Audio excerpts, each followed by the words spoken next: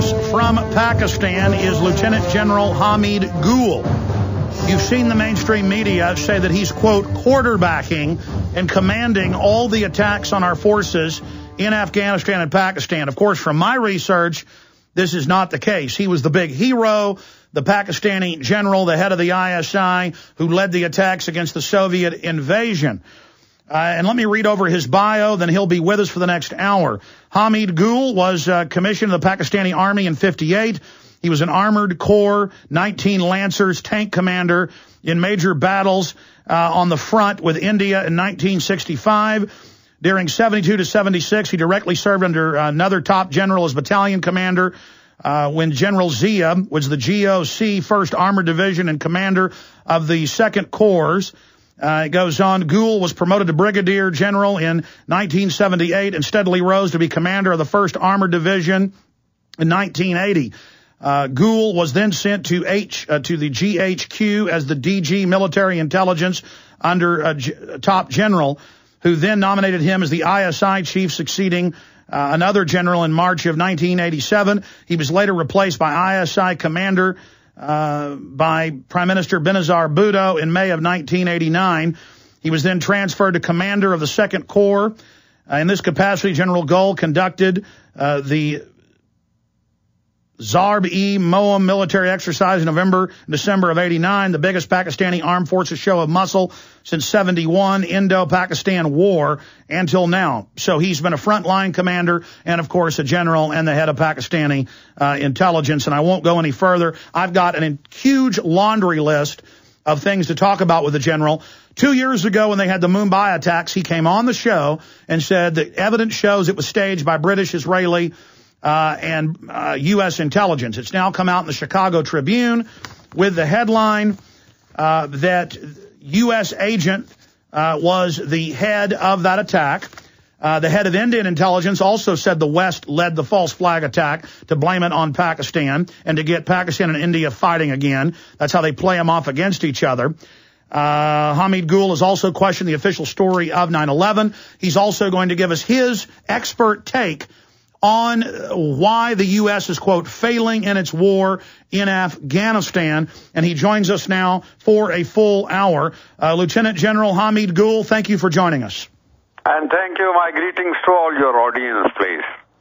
Why did you agree to come on this broadcast, General? Well, basically because my version is not going out to America. I have been denied the visa to travel to America. And these people would not let me into America because they're afraid that I will speak the truth. People will listen to the truth, and then they would find out that these people have made a mess of the American plans. They are actually deceiving their own people. The American generals are failing. The American intelligence is a disaster. And they know that I will speak in their idiom, and because I worked with them, I've done my intelligence course. You did not mention it in my career record.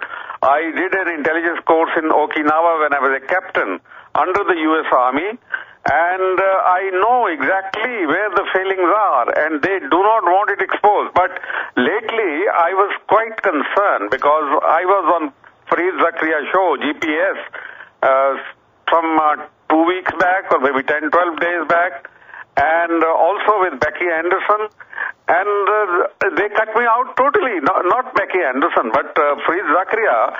He recorded me for 30 minutes, but he put out only 6 minutes of my version. So that is not fair because I was informed, and especially the things that I said, which were stark realities, and he wanted, obviously, to keep the American people in dark about these things. Failings which are going on in Afghanistan, of the American policy, of the American military generals. They are failing in every possible respect. This is my academic position, and I am prepared to face any general in America, any people in the academia, that look, this is what is going wrong. I am a friend of American people. I criticize their policy, and they think that anyone who criticizes the policy is the enemy. This is totally wrong. This is a misperception. We work together. with the CIA. We work together with the Americans. I have a lot of friends there. I respect them. And my advice could also be useful even at this time, because nobody understands the Afghan society better than I do, because I worked with them. I read their soul, I read their spirit, and I respect those people. I admire their courage and their valor. They have to be your friends. It's period. I'm telling you, you cannot afford to lose Afghanistan as a friendly country. But unfortunately, the way things are going, if they are not handled properly, the future of Afghanistan would be hostile to America, which would neither be in the interest of Pakistan nor in the interest of America and its allies. But, General, it would be in the interest of the global crime syndicate known as the New World Order that wants to bring order out of chaos, that wants to create crises, that wants to destabilize Pakistan and Afghanistan and ship hundreds of billions of dollars of opium out a year to the streets of America. They think we're so stupid.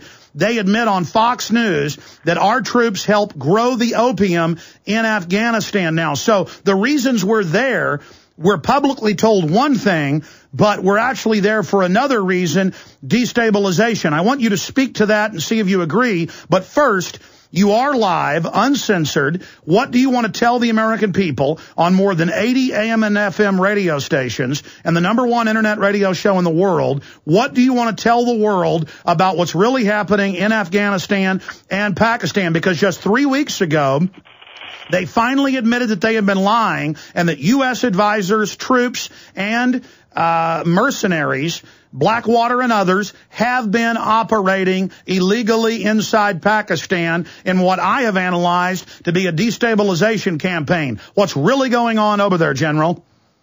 Well, we know that Blackwater, now operating under the title of Z Worldwide Services, and DenCorp, which is another such organization, they are called the security contractors. This is a fundamental fault.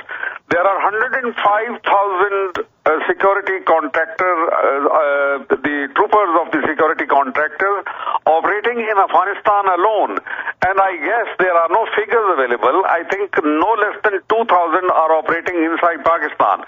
Now, this is something which ought never have to be done, because the reason is that the professional armies, when they start engaging the services of civilians whose motivation is none other than making money and cashing dollars, then you can expect the kind of result that the Americans are getting. And American people, the taxpayers, they have to shuck out a lot of money. A lot of American blood is going a waste.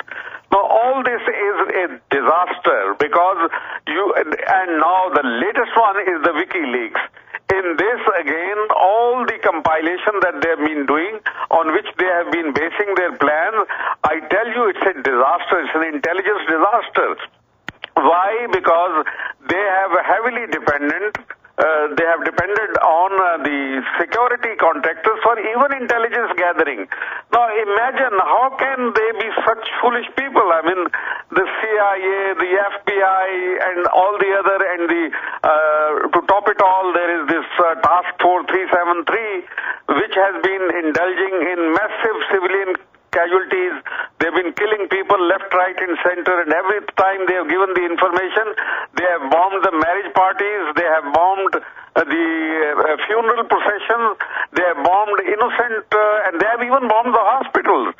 So can you imagine that the intelligence based on the information provided by security contractors has resulted in this massive violation of human rights? It has been anti-humanity. It has destroyed everything that American people and American Constitution ever stood for. It has defied the spirit of the original charter of American Constitution and Human Rights Charter. Everything that you hold so dear to your heart, the American people, they have violated it here in Pakistan and Afghanistan. General, let me go back to something you said. I'm going to put it in layman terms. You have tens of billions of dollars in no-bid contracts going to DynCorp, going to XZ, formerly Blackwater Worldwide. They have a incentive to want the wars to continue and to be expanded because they're making billions of dollars out of it. So, of course, they're going to give intelligence to blame Pakistan and widen the war.